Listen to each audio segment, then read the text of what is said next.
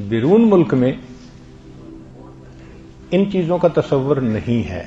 بس اتنا ہے، شور نہ کرو، پڑوسی اعتراض نہ کریں، لائٹیں مت جلاؤ، پڑوسی اعتراض نہ کریں، یہ نہ کرو، پڑوسی اعتراض نہ کریں، تاکہ ان کی کمفرٹ ختم نہ ہو، ان کو تکلیف نہ ہو. اس حد تک ہے.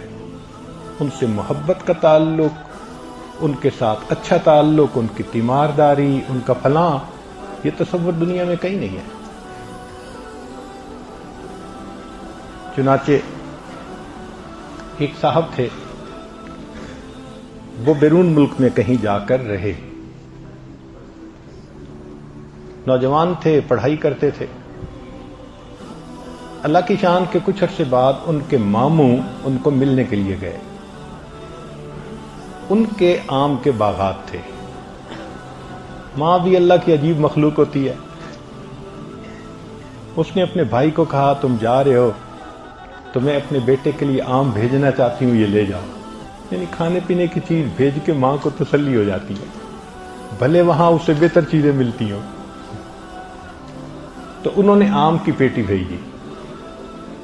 اب جب اس صاحب کو آم کی پیٹی ملی کہ جی ہمارے اپنے باغ کے آم ہیں، تو انہوں نے اس میں سے کچھ دائیں طرف پڑوسی کو بھجوا دیے اور کچھ بائیں طرف پڑوسی کو بھجوا دیے.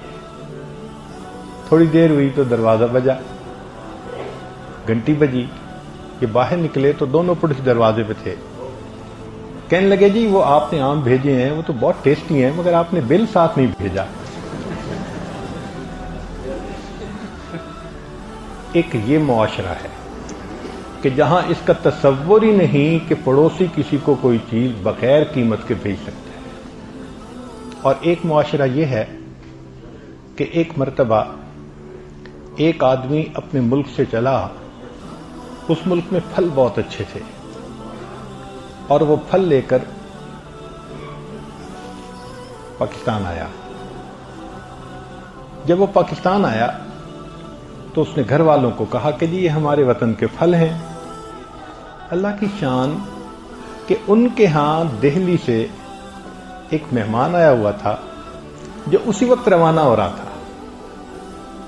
تو انہوں نے سوچا ہم تو پھل استعمال کرتے ہی رہتے ہیں، چلو یہ اچھی جگہ کے پھل ہیں، یہ اس پڑوسی کو، اس مہمان کو دے دو، لے جائے گا.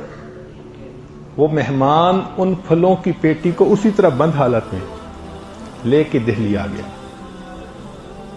دہلی جس گھر میں وہ آم کی پیٹی یا پھلوں کی پیٹی پہنچی، وہ گھر کی مالکہ اس پیٹی کو کھول کے دیکھنے لگی کہ کیسے ہیں. اس نے دیکھا کہ بہت اچھے پھل ہیں.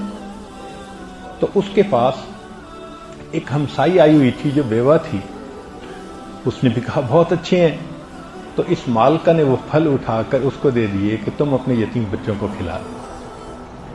ایک ملک سے پھل کی پیٹی چلتی ہے، دوسرے ملک پہنچتی ہے، دوسرے ملک سے چل کر تیسرے ملک پہنچتی ہے، اور وہاں جس گھر میں پہنچتی ہے اس کے ہاتھوں سے ایک بیوہ کو ملتی ہے، یتیم بچوں کی غذا بنتی ہے. ایک یہ معاشرہ بھی ہے. آپ بتائیں انسانیت کس کو کہتے ہیں؟ اس کو کہتے ہیں نا. تو دین اسلام اتنا خوبصورت دین ہے کہ ہم اس پر عمل کرنے لگ جائیں، ہمارے مسئلے ہی ختم ہو جائیں.